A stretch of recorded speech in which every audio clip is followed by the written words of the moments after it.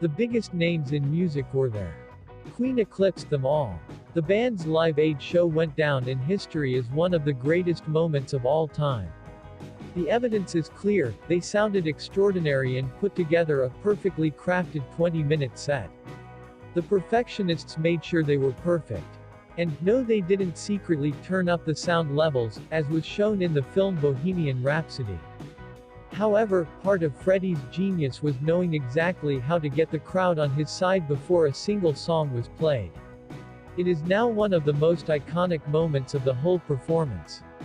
We take it for granted as part of the show, but it was actually a fantastically clever and effective way to conquer the crowd, make them part of the show and help Freddie himself get ready.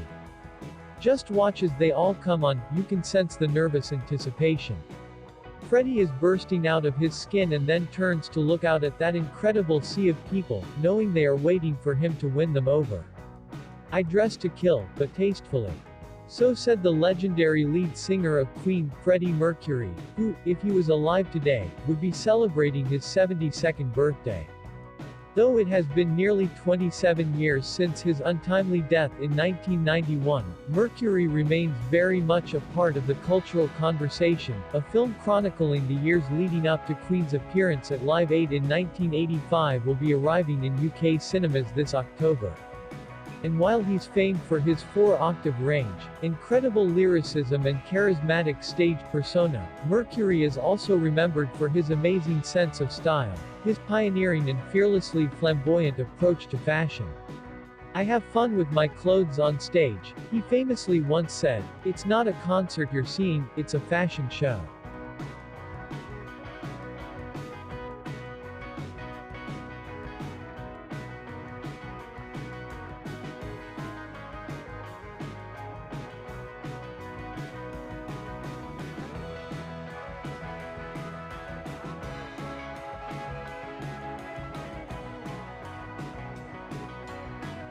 Taking to the stage in a variety of imaginative costumes, the musician would don bicep-bearing vests, glittering leotards and skin-tight leather trousers. He worked closely with the designer Zandra Rhodes, who created many of his most iconic looks, including his pleated, winged designs which were crafted from heavy white satin. Showing blatant disregard for gender norms, Mercury toyed with the masculine and the feminine. 1 minute, he would be trussed up in his leather trousers, looking like he had stepped out of a Tom of Finland sketch. Another, he would be dolled up like a drag queen, complete with a hot pink wig, leather bodice and matching evening gloves. Original and provocative, he and his Queen bandmates approached their costumes in a way that was wholly different from their rock contemporaries. "We're not really like anyone else," he admitted in one of his first interviews. "If anything, we have more in common with Liza Minnelli than Led Zeppelin." Head to the gallery above to see some of his most seminal looks.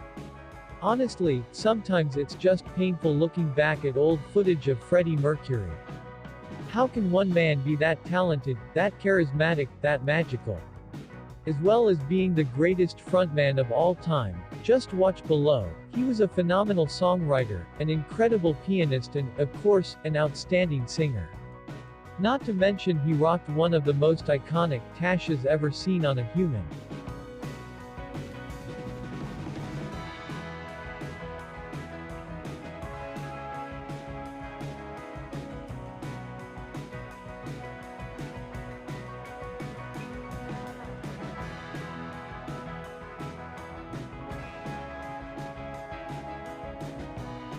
Back in 2015, one group of scientists took a look at exactly what was going on in that voice of his, and published a study in Logopedics Phoniatrics Vocology. You all subscribe right, revealing some hugely interesting findings. A team of Austrian, Czech and Swedish researchers used another singer, Daniel Zongerborg, to imitate Mercury's singing style, including his famous distorted notes, filming his larynx at over 4,000 frames per second.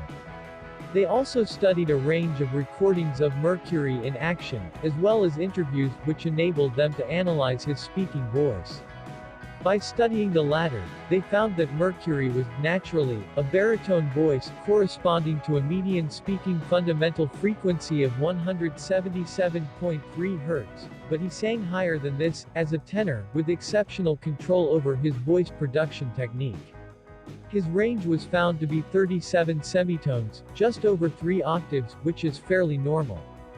But what was not normal was Mercury's use of a physical phenomenon called subharmonics, where not only the vocal folds vibrate, but additionally a pair of tissue structures called ventricular folds, features not normally used in speaking, or in classical singing. The likes of tuban throat singers are known to employ this technique, but it's not something usually associated with rock singers. His vocal cords also moved faster than most other singers.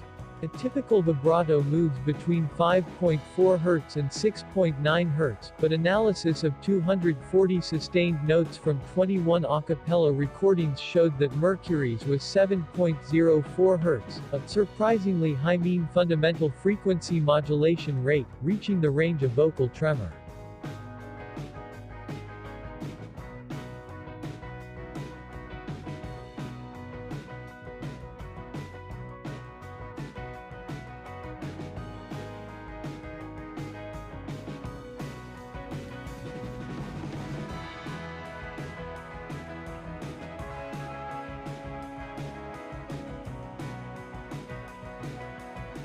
Overall, Mercury was found to possess ample control over vocal registration and blending the registers, i.e., mixing the chest and falsetto registers, while they state that it is not too far-fetched to conjecture that Freddie Mercury was rather skillful in adapting his laryngeal configuration to musical needs, thus exhibiting a great variability of sound timbres for enhanced musical expression.